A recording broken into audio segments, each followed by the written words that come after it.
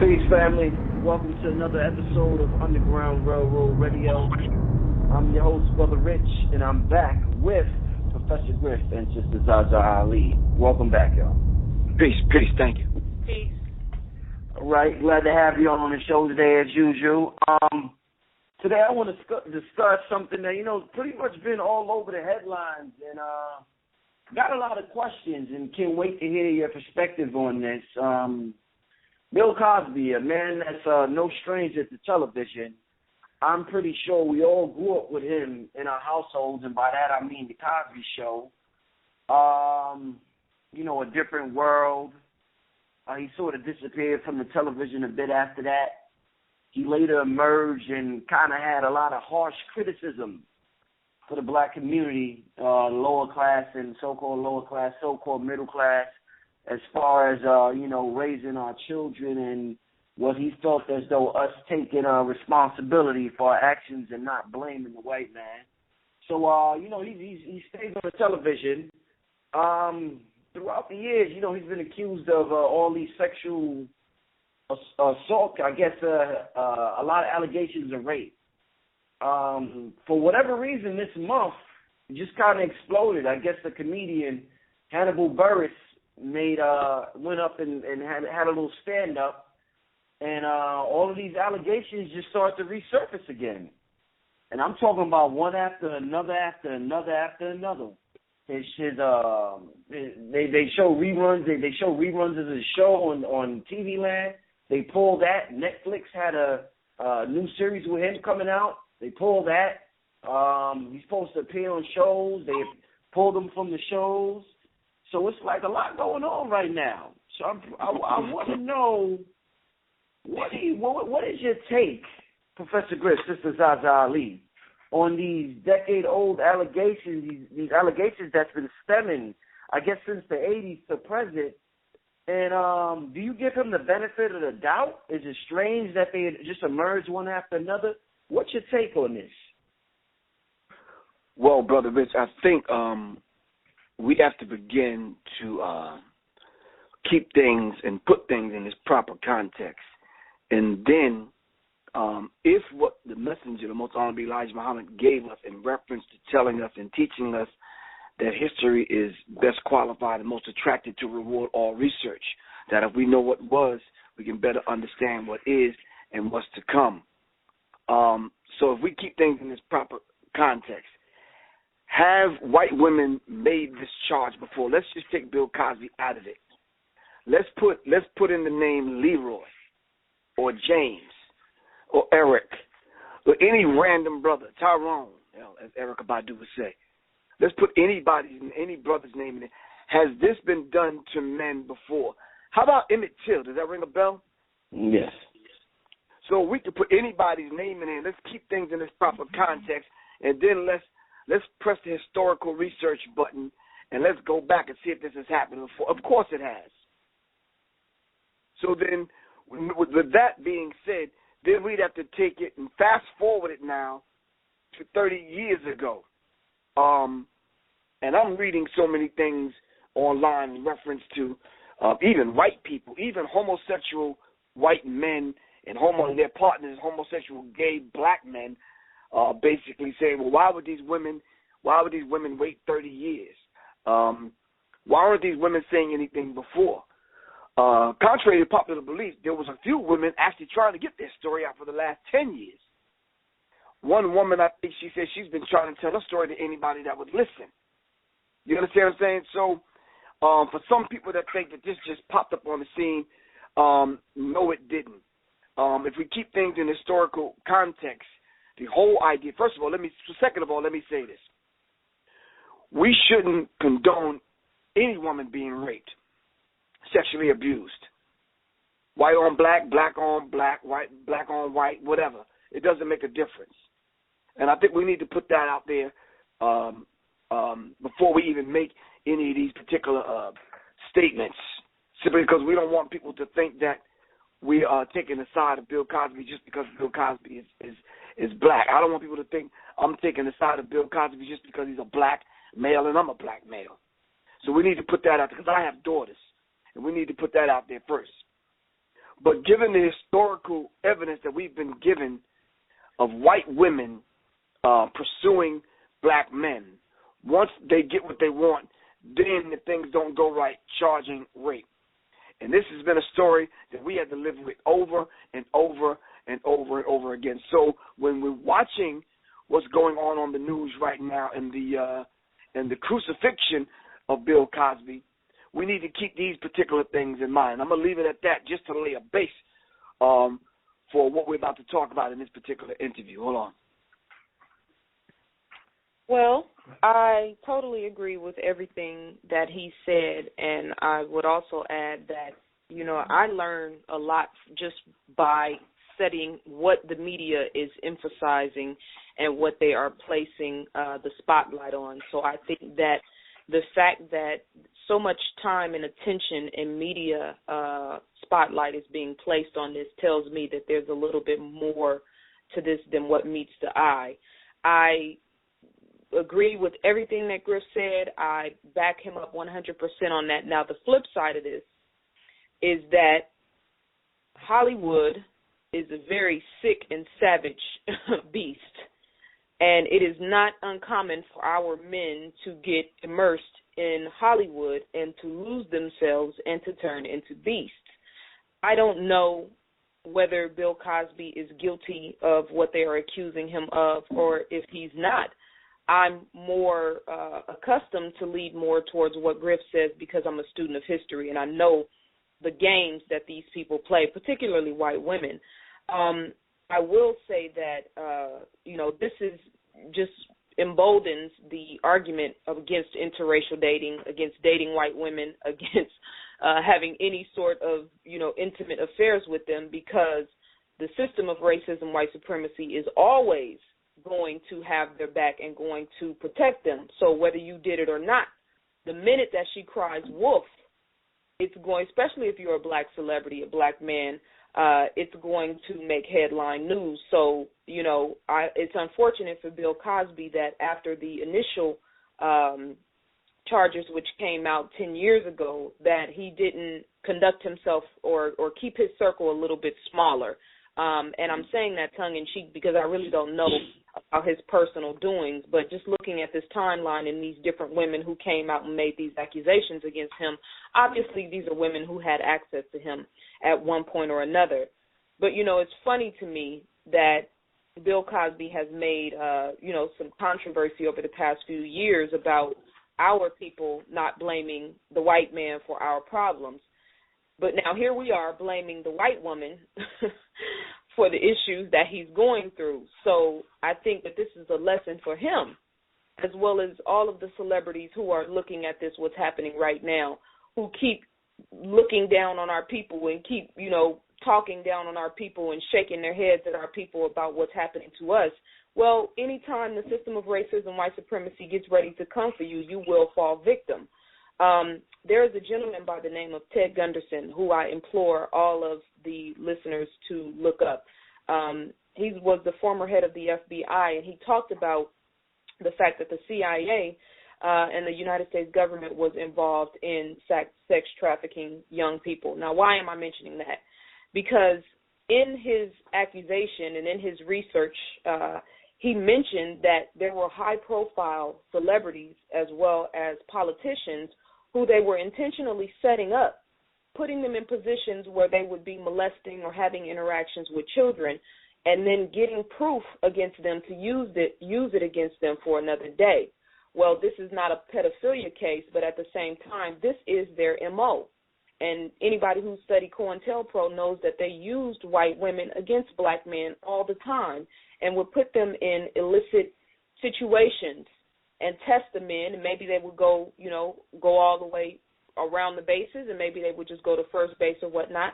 But it's the proof, it's the contact, it's the kiss, it's the fingerprint on the glass that will get these brothers caught up. And there doesn't seem to be any real evidence per se against Bill Cosby. But here we go again. When the white woman cries foul, the whole system is going to rally around her to protect her. So more than anything, to me, this is a lesson to Bill Cosby, who's been kind of standing back and saying, hey, it's not the white man, it's you. Well, now, is it not the white woman? Is it just you?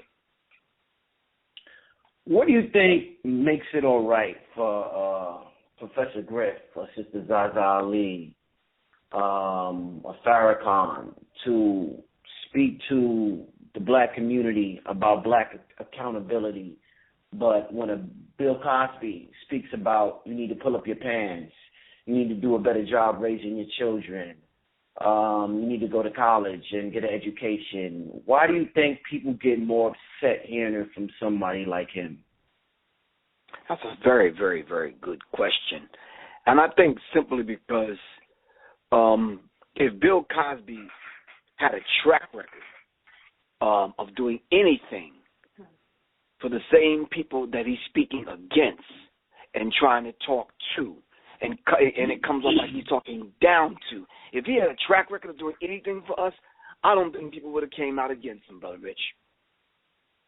I think if Bill Cosby would have been the brother off the block, the brother that has had a track record of speaking up for black people, Brother Rich, for him to come out and use his fame and his fame equity and his platform and his quote-unquote power that I keep hearing that he has, to put a program in place that would have helped Tay-Tay, Riri, Man, Twan, and the rest of them, then I could see Bill Cosby making these kind of statements.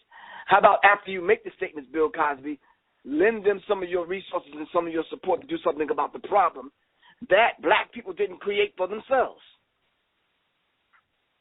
You understand what I'm saying? Elijah Muhammad said, if we knew better, we would do better.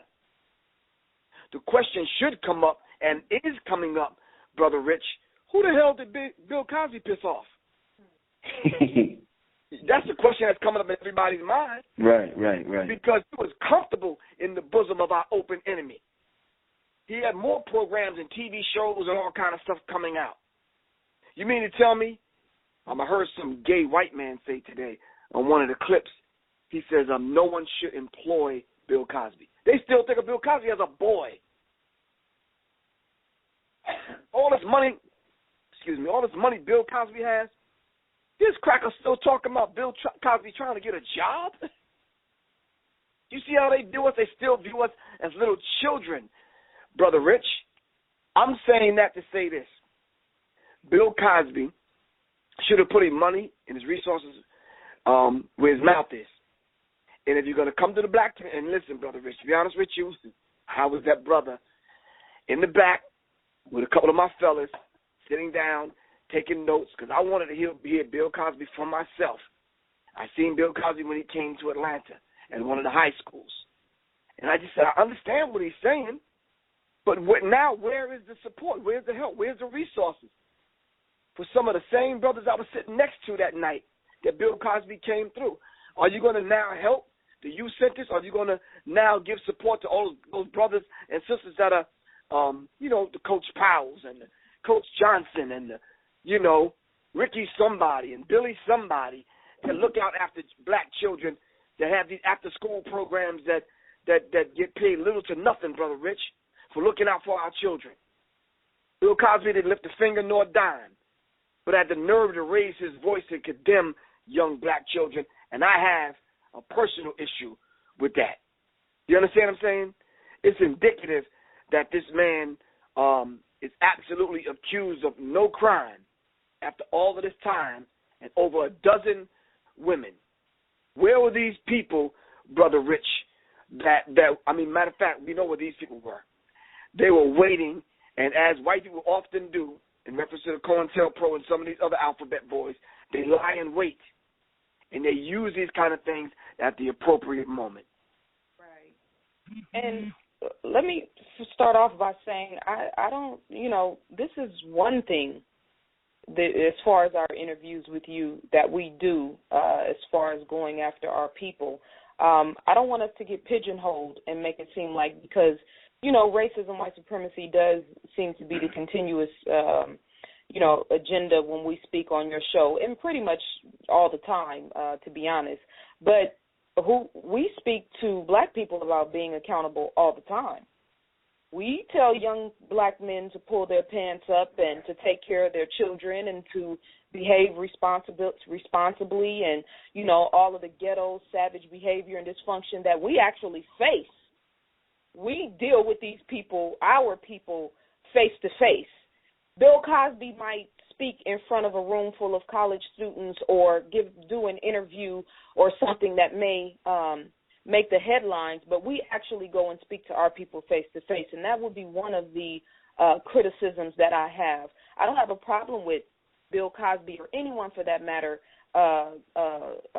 you know, trying to get our people to elevate themselves. By all means, do so. But at the same time, don't make it seem like there's not a system, a systematic entity, if you will, at work that is working to hold our people back, because then you're not giving the full scope of the problem. Bill Cosby grew up in the projects.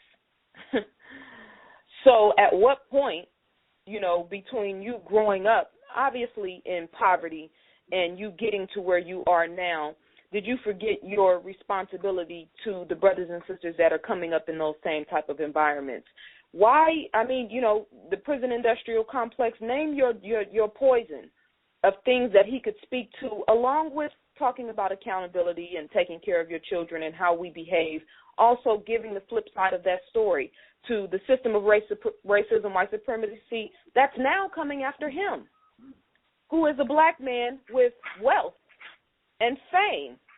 So you are not even immune. So you can just imagine what the young brother that's walking up and down the block that's hopeless and trying to find his way is dealing with. And even if you don't want to deal with that aspect, I don't remember ever hearing Bill Cosby talking about racism in Hollywood, about black actors not being able to get work, about black women being over-sexualized, about VH1 and the images that they're showing of black women. So there's nothing wrong with wanting our people and demanding that our people take accountability for themselves. We do that every day. But don't tell half the story. Tell the full story. You know, one time he was called America's Dad. I guess in the 80s he was referred to as America's Dad. He was very influential, and I guess, you know, a lot of people, you know, you had the doctor, lawyer image portrayal on television. He's looked at as like a cultural icon. My question is, when we have people like Bill Cosby, and when I heard about this incident, these rape allegations, it made me think about Dr. York and all of his allegations of child molestation or rape or whatever have you with that situation. Should we as black people keep the skeletons in the closet, keep these cultural icons, keep their image clean, and keep their skeletons in the closet to sort of present a hero image for future generations to look up to? Sort of like, regardless of what Obama is doing in the White House, there's still that image of that beautiful black family. Probably the most strongest image of a beautiful black family we have on the television.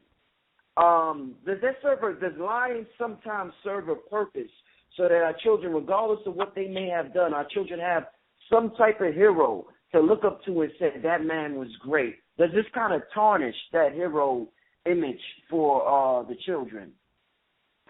Well, once again, Brother Rich, your question is right on point, and we should begin to ask ourselves the question: has there ever, here I go pressing the historical research set button again, has there ever been a man that has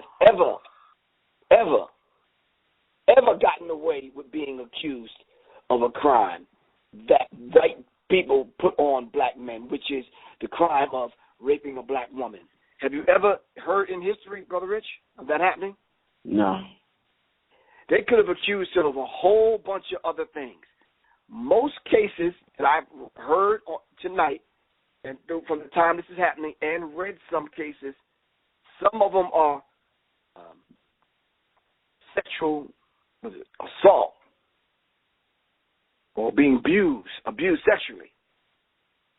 Zaza just said something to me before you called about He digitally penetrated someone? What the fuck is that?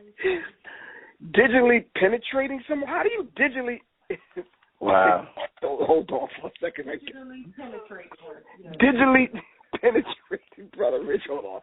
I don't want to laugh because I don't want women to think I'm insensitive. Digitally penetrated someone? How do you do that, Brother Rich? So do we have a set-aside kind of certain terms now that they pull out their ass to only use for black celebrities when they want to crucify us? Look at all the terms that they use surrounding Kobe Bryant. Now, I'm not a Kobe Bryant fan, but look at all of the terms that they pulled out of their ass when in reference to Kobe Bryant. But then when they found out that not only Kobe Bryant's semen, but 2 or 3 other people's semen was found in her underwear, then they had to pull back off of that. You understand what I'm saying? Elijah Muhammad was 1,000% correct. He said in the last days and time, the white man will offer up his woman and damn near sicker on black men. And now with the rising tide of interracial relationships, brothers, y'all better start thinking twice why that white woman's even with y'all. Charles Barkley, give me a call, man. 678-557-2919. Well, my short answer to your question is absolutely not. And that is because, first of all, who made Bill Cosby a cultural icon? Thank you. Because they put him on TV and put him in a fictitious household and created a family that most of our people resonated because they themselves did not have that family. See, this is when the checkers versus chess mentality starts to come forward. Most of our people who looked up to the Cosbys, and I've heard this testimony over and over and over again my whole lifetime. I didn't have a father in the household like that. Or my mother wasn't this and wasn't that, but I looked at Felicia Rashad as this. Or I resonated with Malcolm Jamal Warner, or, seeing what it looks like to actually have a happy and healthy family and a mother and a father who really aren't confronted with racism, white supremacy. That was alive. I'm not saying that there weren't families who had a rich and thriving experience like that, but those were the exceptions to the norm. So now we're talking about lying to our children. And that's extremely dangerous because if that's the case, then we need to stop talking about white Jesus. We need to stop talking about looking at white people like they're our gods. We need to stop because we're faking. Yes, Barack Obama represents a very strong, just a visual image. And I made this statement before about us watching and being careful about what we say about him when our children are around because he represents breaking the glass ceiling.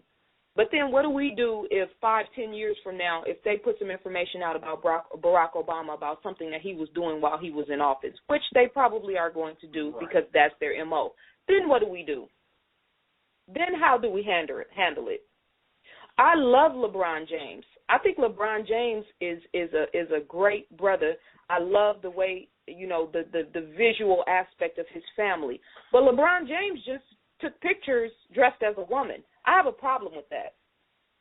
So now do I hide from my 11-year-old son the reality of another black man who bit the bullet, not saying that he's a homosexual, but he's giving off an imagery to the world that in one way or another he can be effeminized. He may be able to be bought.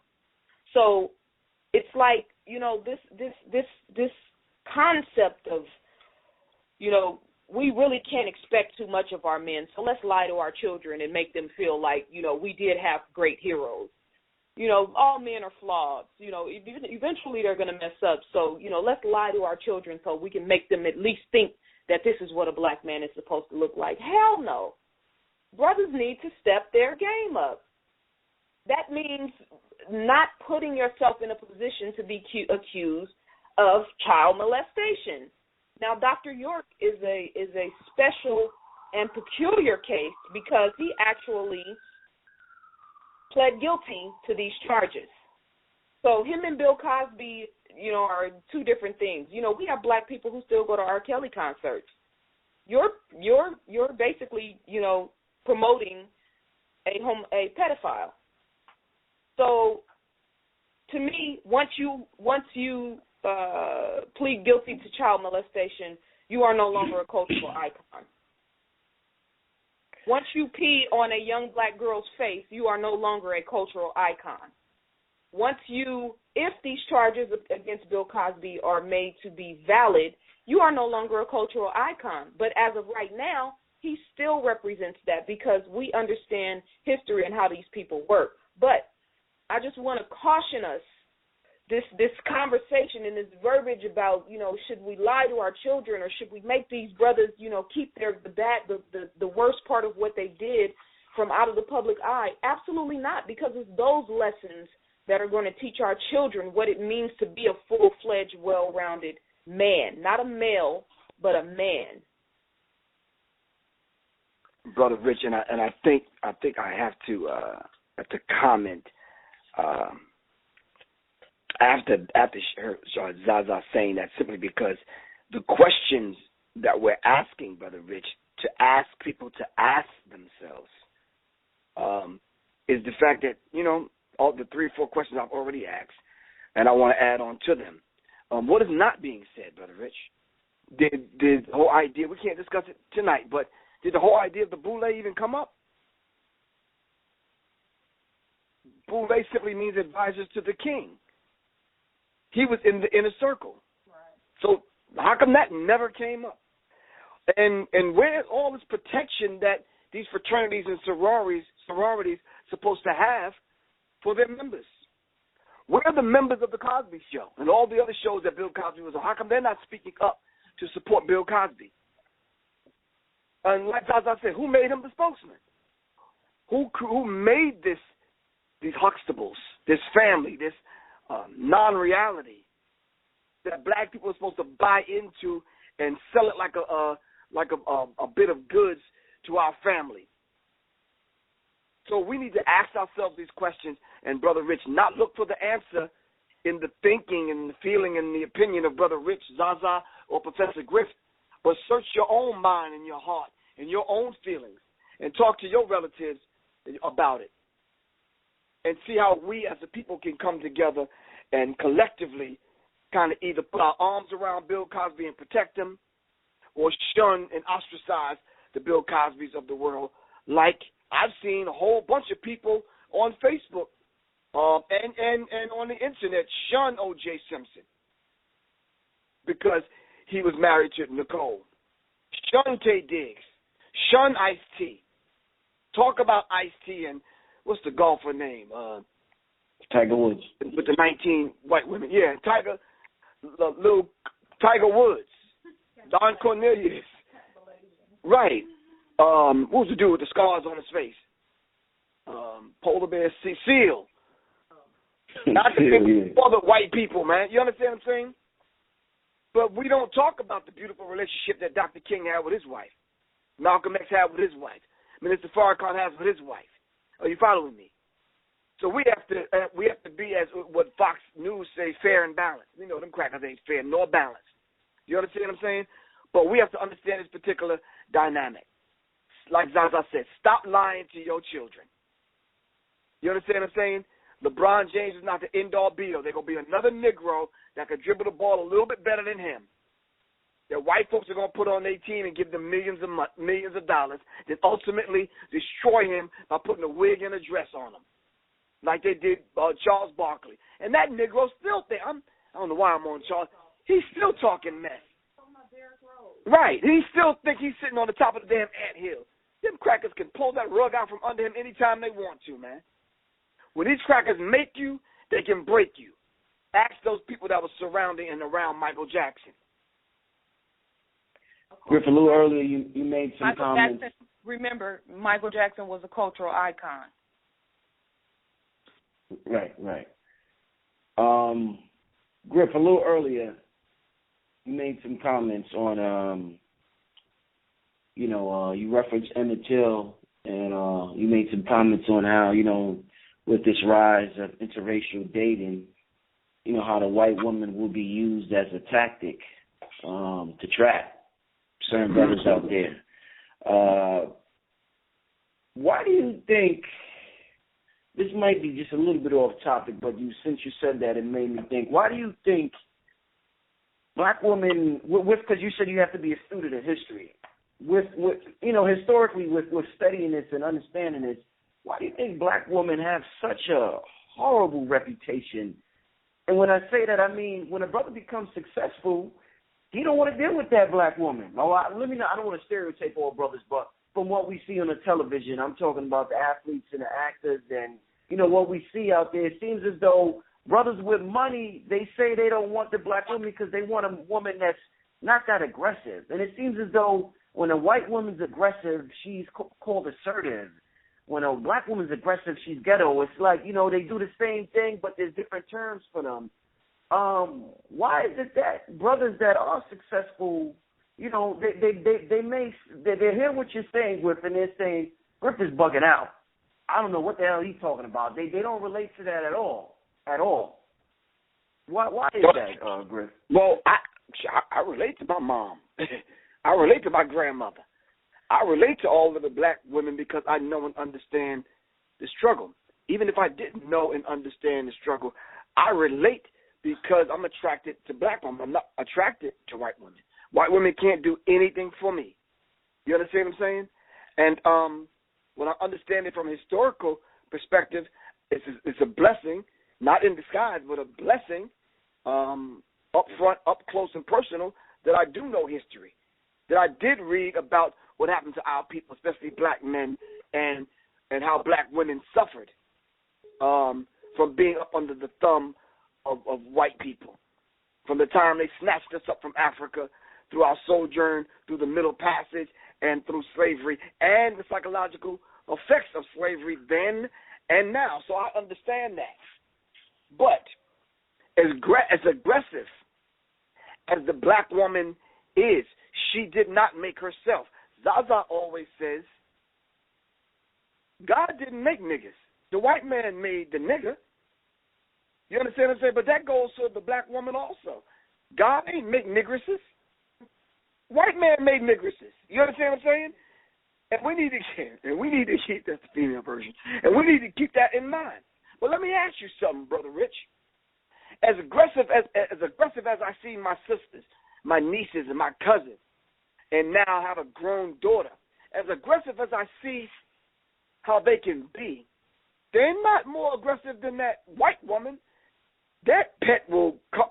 Let me tell you something. If a black woman is aggressive, there's only so much she can do.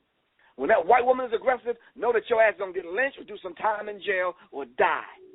Right or wrong. You can't even compare the two, Brother Rich. And for all the people with the lip service and the naysayers out there, they can call me Brother Rich. I can show them through the annals of history where black men have suffered under the thumb of white women, thinking that white women was on their side. And guess what, Brother Rich? I want to send a message out to black women. Don't take that crack as your friend in her time of sobbing and need. I'm telling you, she's a temptress on both levels. She'll pull you in, get you to serve her cause, have sympathy for her, then she'll turn her damn back on you. And I'm cautioning black women not to fall for this madness just because you have a tinge of disrespect and hatred for black men. That white woman don't mean black men any good, and she damn sure don't mean black women any good. Well, it's a really good question, Brother Rich. And my answer is going to be twofold. For one, to me, I think it's less about, and I'm talking about the collective and not just, an individual situation.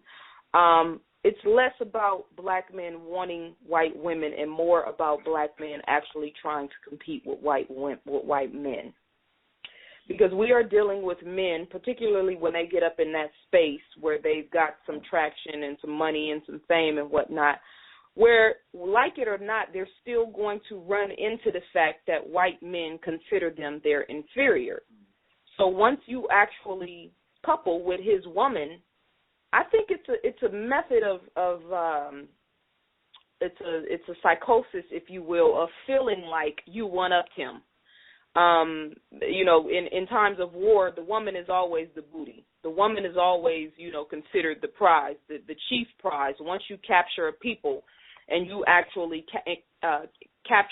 kill their men and then capture their women. So I think that that's really what's at play here. Like Dr. Frances Cress Welsing talks about the fact that when black men become homosexuals, whether they have white males or white partners or black partners, that in reality that what they're doing is submitting to white men, because they're submitting to the white man's way of life and becoming effeminized or like women, therefore basically taking him out of the picture as far as being a competitor to the white man. So I think it's more so competing with white men to try to one-up them, if you will, because they feel inferior in the white man's power structure.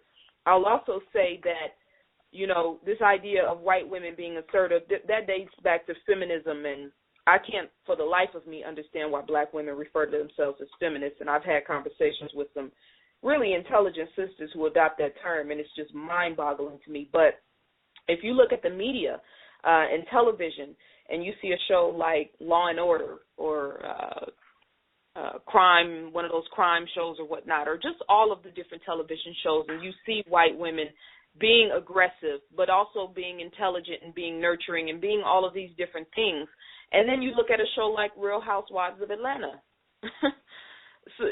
So it's this image that has been placed on us for a long time, for hundreds of years, that we have now adopted as black women. And I will admit that we got some ghetto crazy sisters out here who just have lost their minds, who are disrespectful, who don't know how to handle or treat a real man. I acknowledge that.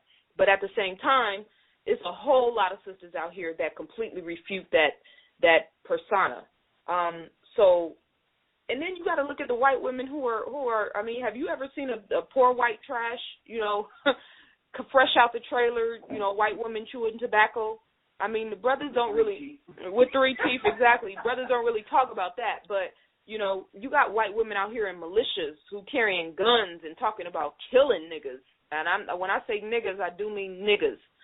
So it's that aspect. It's that other aspect to the conversation, too. When this, when this came out, a term that I heard used a lot, and I've heard it used in reference to O.J. You brought up O.J. earlier. In reference to Tiger Woods. I'm sure there's more. I can't think of any other names right now. But I first heard Paul Mooney mention it, and it's the Negro or the nigger wake-up call. Could you elaborate? What exactly is the nigger wake-up call or the Negro wake-up call for all the listeners, all types of people listen to the show. So those who may not know, then what's the nigger wake-up call? What do they mean? Because I keep seeing this term thrown around on Facebook and social media. What exactly is the nigger wake-up call, y'all? I think the nigger wake-up call, just from my perspective, is when you come from the hood. You're just like all of us. But if you make it in life, so to speak, to a certain level, and you rise to prominence and you become popular, famous, and then you get to that point where you don't want to come back to the hood. You shed everything cultural about yourself, and you start to assimilate, and you start to become like them. So you don't drive the cars that black people drive. You don't dress the way black people dress. You don't eat what black people eat. You're devoid of culture. You adopt an alien culture, and you become not yourself anymore. You're marrying and sweethearting and dating other races and this kind of thing. And then lo and behold, something happens where you get that knock on the door, that phone call, or that reality check that brings you right back to that nice, comfortable place in the hood, that reminds you, that gives you this reality check, so to speak, that reminds you of where you come from. You understand what I'm saying? And sometimes that happens all by itself, Brother Rich. But black people don't do that to black people. It's white people that do that to black people. That's that reality call. That's waking the nigger up in these Negroes, in these so-called affluent African Americans. So you can't call them black anymore, because once you reach to that level, you're no longer black. You're African American. So when you get to that level, Brother Rich, something happens where it wakes up the nigger in you. You understand what I'm saying? And then you got to act black again. I was doing a lecture one time, and I forgot. Oh, I remember. It was in the Carolinas, and I forgot I was at the mosque, Brother Rich. One of the worst times in my life lecturing. I forgot I was at the mosque, and I went off. I said, what if Barack Obama just wake up and just wanted to act like a nigger for one day? How would white people respond? I mean, just pull his hoopy up and fix his shit right on the White House lawn, invite his friends over and drink some beer, smoke some weed, just do some basic stuff that you would see every day in the hood. I wonder how white people would respond. And when we do have these particular kind of wake-up calls, Brother Rich, we have no one to blame but ourselves, because white people didn't tell you to drop your culture, to get rid of your friends, to stop acting quote-unquote black. You understand what I'm saying? You chose to do that because you felt that these are the things that you needed to do in order to get along up in white people's space that they allowed you in. But, Rich, we all know, and I'm going to pass the phone to Zaza, we all know, Brother Rich, that's temporary, man. It's like black women going to the salon to get a permanent knowing that it's temporary. You understand what I'm saying?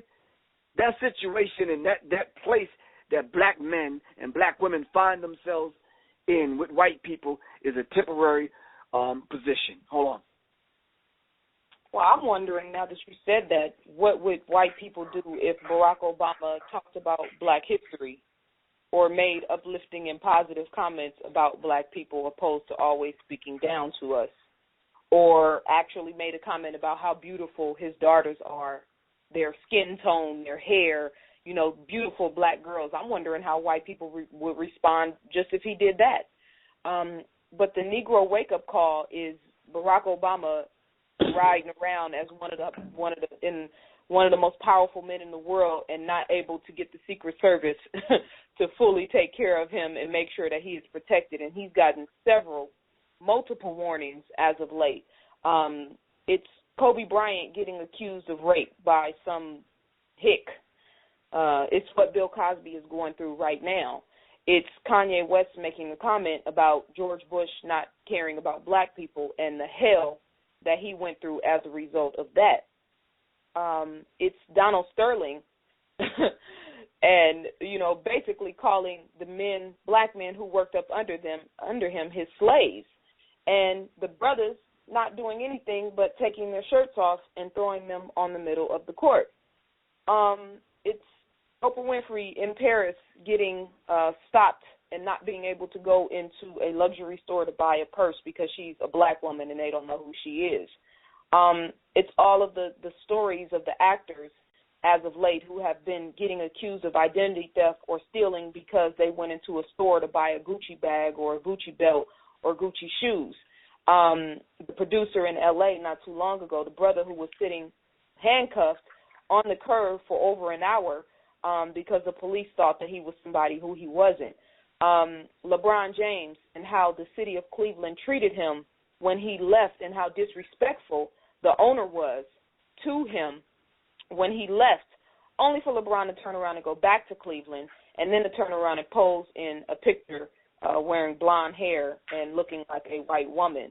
So it's black people and black men in particular thinking that because they have gained some stride in this system and with white people that it won't come to a point eventually where they separate themselves from you and remind you that you are not one of them and that you will never be one of them.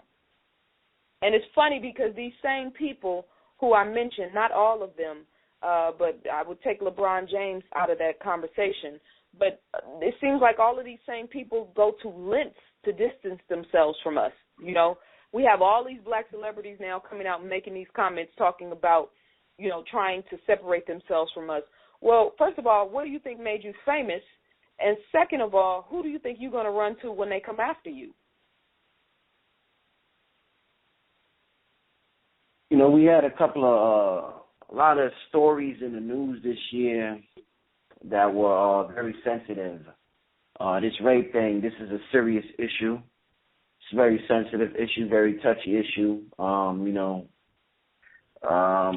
We had a little earlier in the year the situation with Ray Rice, with him, beating his woman in the elevator and dragging her.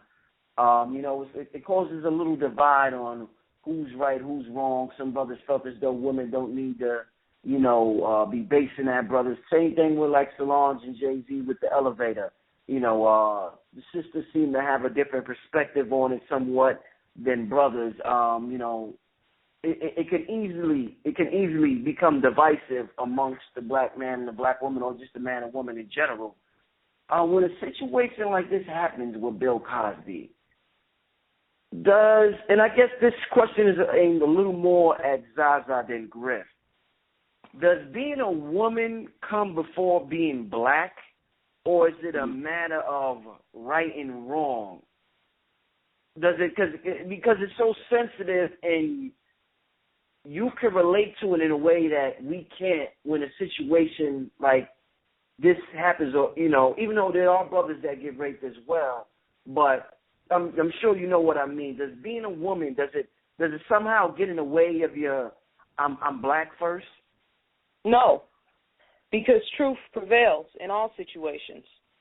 So I don't have to decide whether I'm going to take the stand of being a woman versus being black. If it's truth, then it has to be honored and we have to submit. So if Bill Cosby raped 10 white women, then he's a beast, regardless of what the women's colors were. But at the same time, as a black woman, I know and understand that they use white women to set black men up. So it's a matter of discernment. Now, I'm quick to say this, or I need to say this, because, yes, I am a black woman, but I have a black son.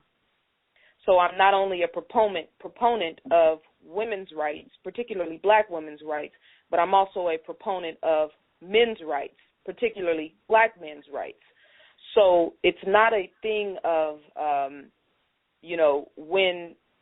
if I'm a black woman, am I more sensitive to rape because I'm a woman? No, all of us should be sensitive to rape because we're human beings.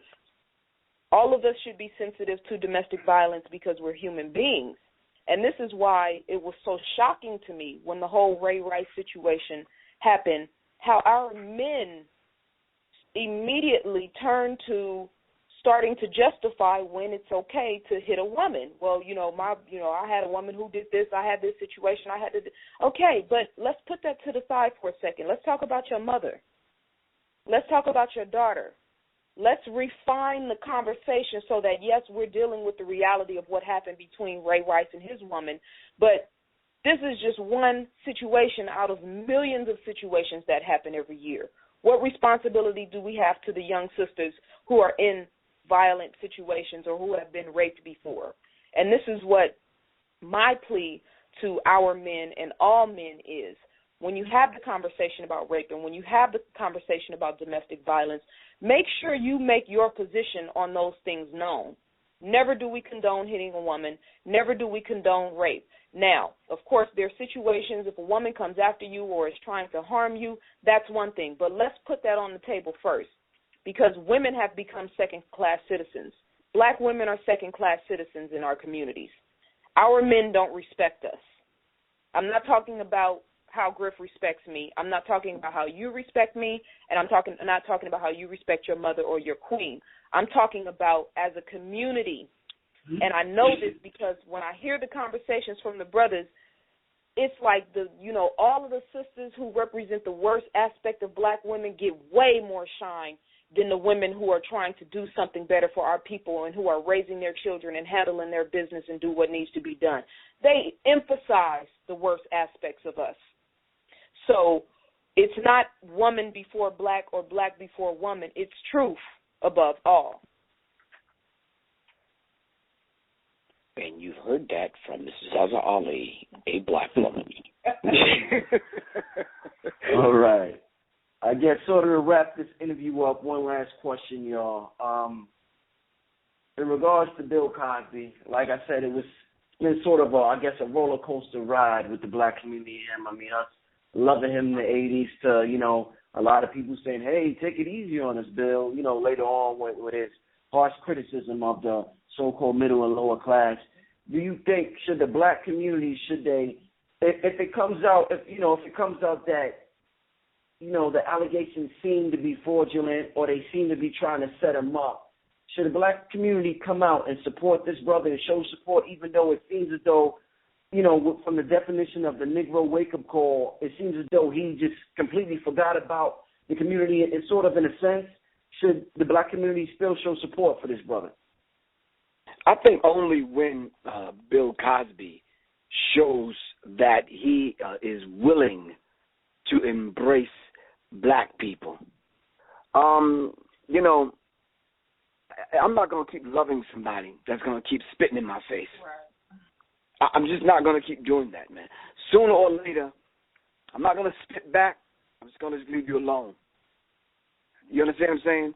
So we can't keep coming to the aid of the Kobe Bryants and the Bill Cosbys and the rest of these people when they see it and deem it convenient to come and want black people to come support them and rally behind their cause. You understand what I'm saying? I mean, black people have been shit on, man. You understand what I'm saying? When do anyone ever stand up? Oh, wait, I'm not talking about the Farrakhan's of the world. We already know that. You understand what I'm saying? The man lays his life out on the line, lays his life out on the line every single day for black people. There's a few people we can mention like that. A lot of those brothers and sisters that have made their transition into the ancestral realm, of whom we speak of every single week on our Blog Talk radio show. We're not talking about them. We're talking about those that we've honestly and wholeheartedly supported and watched them rise, Brother Rich, for them to get to that lofty place in that white world, and then they end up living in the gated community and we're never invited. And they never come back to the hood. And the only time we see them is either when they on TV, small screen, big screen, or when they're in trouble. And I just think that relationship needs to be broken up, Brother Rich, because it's unfair to the average black person that's been supporting. For example, we could mention a few people that we've supported that actually turned their back on us. Can you mention a few, Brother Rich? Hate to put you on the spot. Not off the top of my head. I'm not in that mode of even thinking about that now. Not off the top of my head. Well, take a deep breath and take your time. Hold on for a second. Brothers and sisters, this is Brother Rich, and we're back once again with Ali and Professor Griff. Like First question, Brother Rich. We could think of a few people that we've supported that turned their backs on us. And then, for example, I hate to keep bringing up Michael Jackson, but Michael Jackson. You understand what I'm saying? And it's almost like when we support these people and then they turn their back on us, as soon as they get in trouble, here we are, and you can see the love we have for our people, man. Even when people do us wrong, Brother Rich, we still turn around and we support them. The woman just got beat up. The black woman just got beat up by her man, her husband. Cops came. She called the cops. Cops came, took him to jail. Guess who bailed him out? That same woman. Wow. It's a thing that we have in us, Brother Rich. We're going to support the Bill Cosby. What my point is, Brother Rich, we're going to support Bill Cosby regardless. There's going to be an aspect of us that even when we hear Bill Cosby joking in 1969 about drugging girls with Spanish fly, we still going to support him, right or wrong. Regardless of what they dig up on Bill Cosby, there's an aspect of us that's going to support Bill Cosby. Check this out, Brother Rich. Deep in the dark crevices of your mind, Brother Rich, right now you rooting for him because you know what our people have been through. Am I right or wrong? Come on, Brother Rich. It's a good point. It's a good, excellent point. You liking to say mute over there on your end. He don't want to add no input, no nothing. Okay. I respect it. I respect the journalistic approach, trying to be neutral in the conversation. I would say right now, as far as this is concerned, black people just need to be quiet. Like, honestly, we have bigger fish to fry. You know, Bill Cosby has major sharks on the payroll, attorneys that will go into court and do what needs to be done for him. We just need to kind of sit back and see how this thing plays out. Like I said, you know, truth should be the deciding factor on how we handle this. And right now, we really don't know. It's just an accusation. So I'm more keen to, and I'll ask this question, you know, why is it that we are expected to support Bill Cosby? Just because he's black? So should we support Herman Cain and, you know, some of these other, you know, coons, if you will?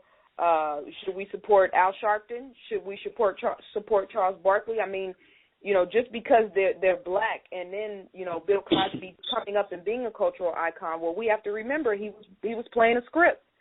He was playing on a TV show and playing a script that someone wrote for him. So I'm with Griff as far as sticking with and supporting the brothers and sisters who embrace us. You know, you don't have to only speak to black people and belittle us or talk about the issues that we have or not recognize the fact that we are a beautiful, you know, and wonderful people. I mean, I want to hear Bill Cosby say that, you know, and not just when he's in trouble. I want to hear these people actually say that. Then we'll start supporting you. But until then, if you don't want us, we don't want you. You can be with those people. Go, have at it. In the meantime, I'd say to my brothers and sisters, you want somebody to support? There's a sister named Amina Matthews, right, who's with the Interrupters, or formerly with, she was in a documentary called The Interrupters. What was the name of the organization? Ceasefire. This sister is a former gangbanger who turned her life around, who now was, I don't know if she's doing it right now, but was going into the inner city in Chicago and putting her life on the line to stop brothers and sisters from killing one another. That's who we need to be supporting. Right. Now, recently, I believe September, it was put out that Amina Matthews has been diagnosed with cancer. There's a GoFundMe page, and you can go to GoFundMe.com and search Amina Matthews, AMEENA. The sister's been diagnosed with cancer. They're trying to raise $100,000 for her to be able to take care of her medical bills. Right now, they have $68,478. You want to support somebody, support her. Our new school, Cooperative Economics, which is the organization that me and Griff founded, which picks black-owned and operated schools and donates money to them, it's called the Elevated Places. These brothers and sisters came up from New Orleans after Hurricane Katrina and started a school out of their house. They created geniuses out of their house. They're trying to build a new school. Go to their website, theelevatedplaces.com. Support them. These are the people that we need to be supporting instead of just sitting back and twiddling our thumbs about celebrity lives and, you know, what Bill Cosby was doing when he was in Lake Tahoe at his, 6,000 square foot cabin, trying to fondle, what was the chick's name? Janice Dickinson. White actors and celebrities. That's who we need to be supporting. That's who I put my time and my energy behind. Brother Rich, this concludes another week. Well, I definitely want to thank y'all for coming on the show again. And please, as always, give the people information. Y'all got any events coming up, social media sites, anything you need to give them so they can contact y'all? Oh, okay. Yes, Brother Rich, this week we're going to launch our YouTube channel. It's Enemy Minds TV. Enemy Minds TV on YouTube. And, of course, spell it. The letter N as in Nancy, M as in Mary, E as in elephant. Then the word Minds, M-I-N-D-Z, then TV. It's Enemy Minds TV on YouTube. Of course, you can tweet us at Enemy Minds Radio. And we're on Facebook at Enemy Minds Radio. You can reach me, Professor Griff, 678-557-2919. I'm on Facebook at X-Minister. That's X-M-I-N-I-S-T-A. We're on Blog Talk Radio, /Minds Matter, every Tuesday and Thursday from 8 to 10. Check us out. Hold on. Well, I want to emphasize this week our cooperative economics page, which is on Facebook. It is Cooperative Economics - Support Our Schools. We are putting our money where our mouth is and actually going and finding the schools all throughout the country who actually need our help, who are doing the work. We are selecting those schools, and we are financially supporting them. So go to Facebook and like that page. My page is we'll be announcing our new school hopefully by tomorrow or within the next day, which is the one I just told you about, the elevated places. My Facebook page is Zaza, Z-A-Z-A, Ali. And if you want to email us about, did you give the email address? Okay, our email address, if you want to email us about upcoming events, lectures, and whatnot, it's minds, M-I-N-D-Z, matter, M-A-T-T-E-R-B-T-R-S @gmail.com. We will be in Charlotte, North Carolina on Saturday, December 6th at the BETTE Ray Recreation Center. You can call 704-635-3621 for more information. And also we will be in Norfolk, Virginia, Saturday and Sunday, November 29th and November 30th at the House of Consciousness. And you can call 757-314-1943 for more information, or just go to our Facebook Enemy Minds page and get more information. And you're going to be in Indianapolis this weekend, right? Yeah, just tell them to call my number. Okay, call Griff 678-557-2919 for more information about that. And thank you, Brother Rich, as always. We appreciate you for the platform. Joe, we shout them out every week. We shout you out on our show every Tuesday and Thursday. All the events we do when we had lectures, yeah, we put your name out there and make sure people go to your channel to like you, to not only hear about racism, white supremacy, but about UFOs and aliens and the transhumanism and the holographic universe and the meditation. This brother's very eccentric, so go learn something one time. All right. On that note, this is Brother Rich. Check out the website, www.undergroundrailroadnet.com. And we signing out, y'all. Peace. Peace.